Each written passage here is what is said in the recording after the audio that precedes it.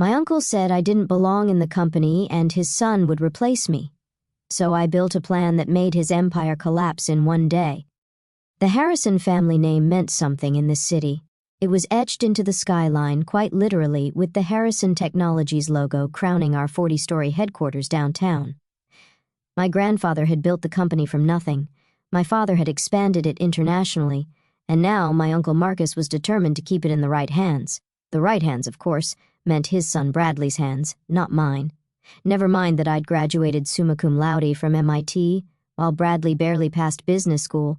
Never mind that I'd been coding since I was 12, while Bradley still needed help setting up his email. No, in Uncle Marcus's world, the right hands meant male hands. I straightened my blazer as I walked through the marble lobby of Harrison Technologies, nodding to security guards who'd known me since I was a child running through these halls. My heels clicked against the floor, not designer ones like my cousin Olivia wore, but practical, comfortable ones, the kind you wear when you're actually working, not just playing at it. "Morning, Miss Harrison," Tom at reception called out. "Big day today." "Just another shareholders meeting, Tom," I replied. He smiled knowingly. "If you say so." The executive floor was buzzing with activity. Today's meeting wasn't just any shareholders meeting. It was the one where Uncle Marcus would officially announce Bradley as his successor. The fact that he'd called it 2 days after I submitted my formal proposal to modernize our entire tech infrastructure wasn't a coincidence. "Sarah!" Bradley's voice boomed across the office. "Didn't expect to see you here. Thought you'd be off working on your little side projects." My little side projects. That's what they called my consulting work, the private contracts I took on nights and weekends. Work that had quietly built me a reputation in the tech world. Not that anyone in the family bothered to notice. "Wouldn't miss it," I replied, keeping my voice neutral. The boardroom was already filling up. Uncle Marcus held court at the head of the table, Bradley at his right hand. My father would have been on his left, but he passed away 3 years ago, leaving his shares to me, shares that Uncle Marcus had been trying to buy ever since. "Sarah, darling," my Aunt Patricia air-kissed my cheek. "That's an interesting choice of outfit." I glanced down at my simple black suit. No fancy labels, just clean lines and good tailoring. "It's practical," I said. "Of course, dear," she replied, patting my arm condescendingly. "So like you to be practical." I took my seat as Marcus called the meeting to order. The usual business came first: quarterly reports, market projections, development updates. Then came the moment everyone was waiting for. "As you all know," Marcus began, "Harrison Technologies has always been a family company. Today, I'm proud to announce the next generation of leadership." Bradley sat up straighter, adjusting his Rolex, a gift from Marcus for his last birthday. "However," Marcus continued, "before we make that announcement, we need to address another matter." He looked directly at me. "Sarah has submitted a proposal for what she calls a complete technological overhaul of our systems." The room shifted uncomfortably. Everyone knew Harrison Technologies had been falling behind our competitors, but no one dared say it out loud. "While we appreciate Sarah's enthusiasm," Marcus's voice dripped with condescension, "we feel her ideas are too radical, too untested. She's not qualified to make these kinds of suggestions for our company." "Uncle Marcus," I spoke up, "the proposal is based on actual market research. Our current systems are outdated. We're losing clients to more innovative competitors." "Losing clients?" Bradley scoffed. "We just signed Global Tech last month. They're the biggest player in the industry." I bit back a smile, right on cue. The boardroom door opened. "Sorry I'm late," a familiar voice called out. "Traffic was terrible." Every head turned to see James Morrison, CEO of Global Tech, walking in. But he wasn't looking at Bradley or Marcus. His eyes found me immediately. "Sarah," he beamed, "there's my favorite CEO. The board's still raving about that AI integration you designed for us. It revolutionized our entire operation." The color drained from Uncle Marcus's face. Bradley's mouth hung open.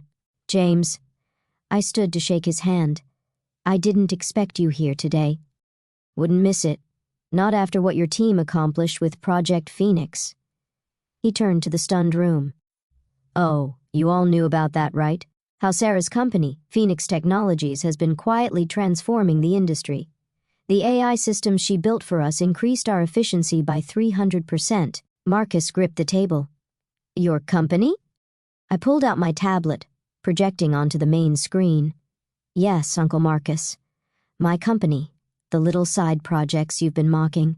They were contracts with major tech firms. Global Tech was just the latest. Charts and graphs filled the screen, project completions, client lists, revenue streams, all under the Phoenix Technologies banner." "That's impossible," Bradley sputtered. "You've been here working entry-level contracts." "Part-time," I corrected, while building my own empire. An empire that just acquired controlling interest in Dawson Systems. Another shocked silence.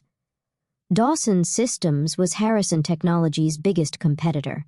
"But," Marcus's voice shook, "Dawson sold to a private investment group, Phoenix Ventures. My investment group, I supplied, which now owns 30% of the tech firms in this city, including, as of this morning, a controlling interest in Harrison Technologies." I clicked to the final slide, a breakdown of company ownership. There were my father's inherited shares, combined with stock I'd quietly bought through subsidiaries over the past 2 years, plus proxy votes I'd secured from other shareholders who had lost faith in Marcus's leadership. "You see, Uncle Marcus," I stood, straightening my practical blazer. "While you were focused on keeping me in my place, I was focused on building something better. And now," I smiled, "now, I don't need your approval to implement my proposals. I have the votes." James Morrison chuckled from his seat. "I'd say you underestimated the wrong Harrison." The boardroom erupted in chaos. Bradley stormed out, his expensive shoes squeaking on the polished floor. Aunt Patricia looked like she'd swallowed a lemon. And Uncle Marcus just sat there, staring at the numbers that proved how badly he'd misjudged me. "The shareholders' meeting will reconvene in 1 hour," I announced. "We have some leadership changes to discuss." As the room cleared out, Tom from reception appeared with a coffee, my usual order. "Still just another shareholders' meeting, Ms. Harrison?" He grinned. I took the coffee, remembering all the times I'd grabbed an extra cup for Bradley or Marcus, playing the dutiful niece while quietly building my own legacy. "No, Tom," I smiled. "This one's different. This one's just the beginning. Because sometimes the best revenge isn't just proving people wrong, it's proving yourself right in ways they never saw coming." The hour between meetings felt like watching a storm roll in. I sat in my father's old office, kept exactly as he'd left it, though Uncle Marcus had tried multiple times to have it modernized. Through the glass walls, I could see the chaos unfolding. Bradley was in the break room, tie loosened, arguing furiously into his phone, probably calling his trust fund manager, checking if he could afford to leave the company. He couldn't. I'd already confirmed that his expensive lifestyle had left him deeply in debt. Aunt Patricia fluttered between groups of shareholders, trying to do damage control. Her perfectly manicured hands gestured frantically as she attempted to spin the situation. But the numbers on my presentation had been clear, undeniable. My phone buzzed with messages. "From James Morrison, brilliant show. Board meeting at Global Tech next week. We should discuss expansion plans." From my CFO, Michael, Dawson Systems transition complete. Their tech team is ready for integration. From Bradley's wife, Victoria, whatever he's done, please don't cut him off completely. The kid's private school. I ignored them all, focusing instead on the email I was crafting to the entire Harrison Technologies staff. They deserved to hear about the changes from me directly, not through gossip and speculation. A knock at the door interrupted my typing. "Come in." Eleanor Chin entered. The company's head of legal for 30 years, and one of the few people who'd known about my parallel empire building. She'd been my father's closest advisor, and after his death, she'd become mine. "The vultures are circling," she said, closing the door. "Marcus is in his office with 3 lawyers. Bradley's calling every contact he has, and the shareholders are choosing sides." I smiled. Let them. The numbers don't lie. "No," she agreed, But Marcus will try to fight this. He's claiming you violated family trust, acted in bad faith. While he what? Systematically excluded me from leadership? Ignored my warnings about our outdated systems? Tried to force me to sell my inherited shares? I stood, walking to the window. Everything I did was legal. You made sure of that. Yes, she hesitated. But, Sarah, he's talking about your father, saying you betrayed his legacy. That hit harder than I expected. I turned back to face her. My father built this company on innovation, on seeing possibilities others missed. Uncle Marcus turned it into a boys' club, running on outdated tech and nepotism. Who really betrayed the legacy? Before she could answer, my phone buzzed. A message from Tom at reception. Your mother's here. I hadn't expected that. Mom had stayed out of company politics since Dad died, focusing on her charitable foundation instead. Her arrival now meant things were about to get complicated. Send her up, I said. Eleanor gathered her files. Want me to stay? No, but be ready for the shareholders' meeting. Marcus won't go down without a fight. Mom entered moments later, looking exactly as I remembered from childhood, elegant, composed, and impossible to read. Quite a morning, she said, settling into one of the visitor chairs. Your uncle's having what appears to be a stroke. He'll survive, I replied. Bradley's wife is crying in the ladies' room, she continued. She should be more concerned about their credit card debt, I said. Mom studied me carefully. You've been planning this for years, haven't you? Since the day Uncle Marcus patted me on the head and said I should focus on finding a husband instead of learning coding, I met her gaze. Since he started grooming Bradley for a position he couldn't handle. Your father, she began. Would be proud, I finished firmly. He taught me everything I know about business, including the part about keeping your cards close until you're ready to play them. A small smile touched her lips. He did always say you were the smartest one in the family. She reached into her bag, pulling out a worn envelope. He also left this for you, said to give it to you when the time was right. I think this qualifies. The envelope contained a single sheet of paper, a letter dated 3 months before his death. Ah, dear Sarah. If you're reading this, you've finally done it, taken control, proved what I always knew, that you were born to lead, not follow. Marcus never understood that innovation doesn't care about gender or age. It cares about vision. I've watched you building your own empire in secret, using the lessons I taught you about patience and strategy. I've seen your name rising in tech circles while the family remained oblivious, too busy protecting their own positions to notice the future passing them by. Boy. You're probably wondering why I didn't stop Marcus from sidelining you. Truth is, you needed that challenge, needed to build something on your own without the family name opening doors. What you've created is yours. Truly yours. Yui. The company is changing. Technology is changing. The old ways won't work anymore. Harrison Technologies needs a leader who understands that, who can bridge the old and the new. Make me proud, sweetheart. Show them what a Harrison can really do. Chi love, Daddy. I folded the letter carefully, fighting back tears. Mom reached across the desk, squeezing my hand. He knew, she said softly. He always knew you'd be the one to save the company. A knock at the door. Eleanor again. It's time. Everyone's reassembling. I stood, straightening my blazer, ready to watch Uncle Marcus's world implode. Mom smiled. A real smile this time. Lead the way, CEO. The boardroom had transformed in the past hour. The chaos had crystallized into clear battle lines. On one side, Marcus's old guard, looking nervous. On the other, younger executives and shareholders who had seen the writing on the wall. Bradley's seat was conspicuously empty. Marcus stood as I entered, his face tight with barely controlled rage. Before we continue, I have something to say. No, I cut him off, taking my place at the head of the table. You've done enough talking for years, actually. I nodded to Eleanor, who began distributing folders. These are the new organizational charts, effective immediately. Harrison Technologies is merging with Phoenix Technologies. Our systems will be fully integrated within 6 months. You can't do this. Marcus slammed his hand on the table. This company is my legacy. No, Uncle Marcus. It's my father's legacy, and he left it to me for a reason. I clicked to the first slide of my new presentation. Now, let's talk about the future. The real future, not the outdated version you've been clinging to.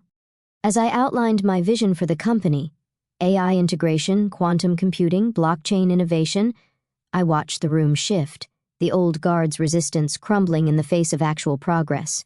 The younger executives leaned forward, energized by possibility. James Morrison, still there from earlier, caught my eye and nodded approvingly. He knew what this meant for the industry, knew that Harrison Technologies was about to become a true tech leader again, not just a family business running on reputation. Uncle Marcus stayed silent, but his face said everything. The empire he thought was his was slipping away, transforming into something he couldn't control or even understand. And I was just getting started. One more thing, I said as I concluded the presentation. Bradley's office will be converted into our new AI development lab. He can clear it out by tomorrow. Because sometimes, the best revenge isn't just taking control, it's using that control to build something better than they ever imagined possible. 1 month into my leadership of Harrison Technologies, the changes were already visible. The stuffy old executive floor had been transformed into an open-concept innovation hub.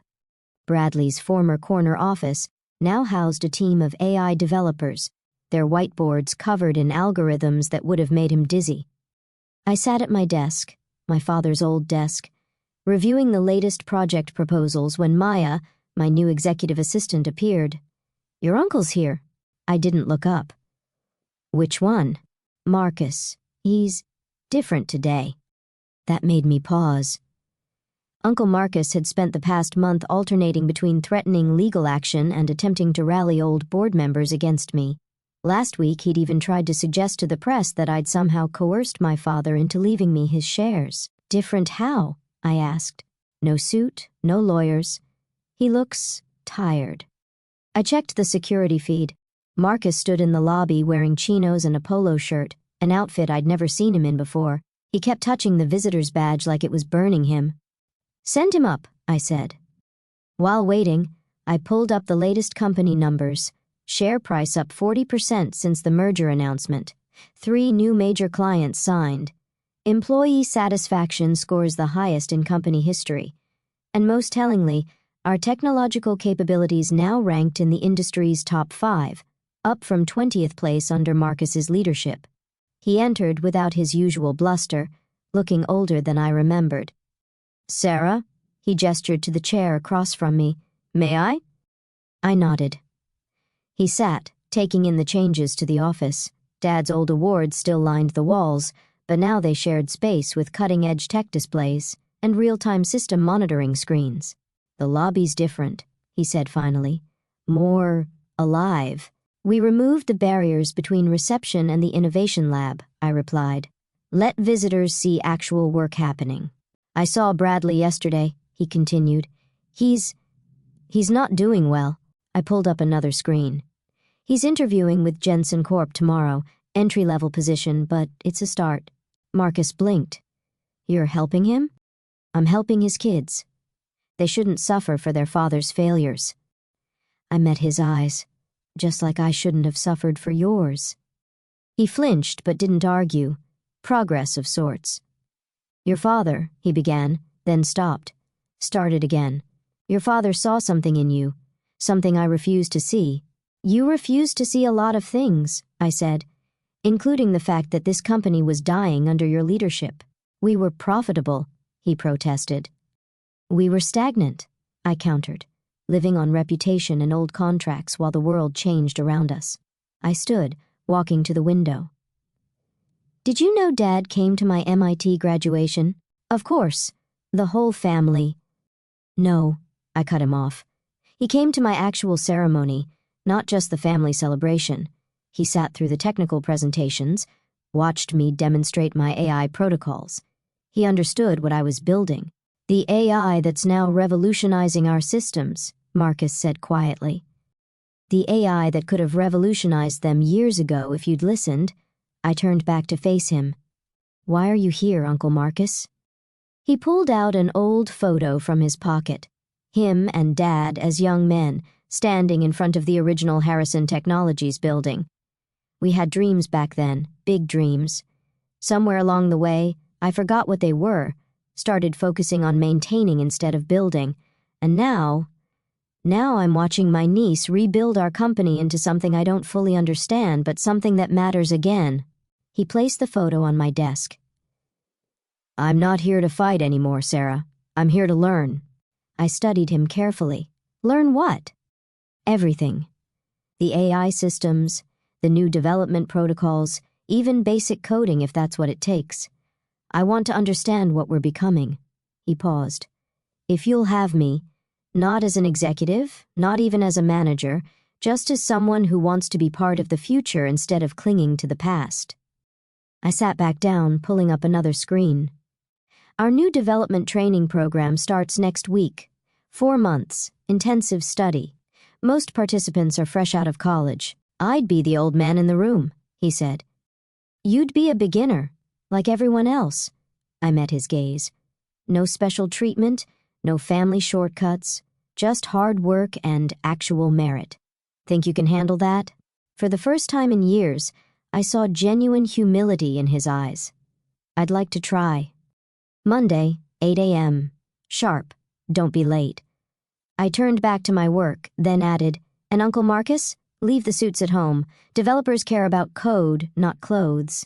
He stood, straightening his polo shirt self-consciously. "Thank you, Sarah, for not just pushing me out." "That's not what Harrison Technologies is about anymore," I said. "We build things here, including people." After he left, Maya brought in the afternoon reports and a fresh coffee. "Bradley's wife called," she said. "The kid's tuition is taken care of through next year. Anonymous donation." I nodded. "Good. And the new tech scholarship program?" "Fully funded. First class starts next semester. 15 students from underprivileged backgrounds. Full ride plus internships. Make it 20, I said. "And make sure they know there's a place for them here after graduation. Merit-based, of course." "Of course." She paused at the door. "Your mother called, too. The family wants to do dinner." I thought about it. About all the family dinners where I'd sat quietly while Bradley boasted and Marcus planned, and everyone assumed they knew what success looked like. "Tell them yes," I said finally. "But here, not at the house. I want them to see what we're building." That evening, working late as usual, I added another photo to the wall. Not the old one of Marcus and Dad, but a new one, taken at last week's hackathon. Dozens of developers, including several who'd been with me secretly at Phoenix Technologies, all working together to create something revolutionary. In the background, you could see my father's old awards, reminding us where we came from, but the future was in the lines of code filling the whiteboards and the young faces eager to innovate. My phone buzzed. A message from James Morrison, "Board meeting tomorrow. Ready to show them what real innovation looks like?" I smiled, looking out over the city where Harrison Technologies had always been a landmark, but was now becoming a beacon.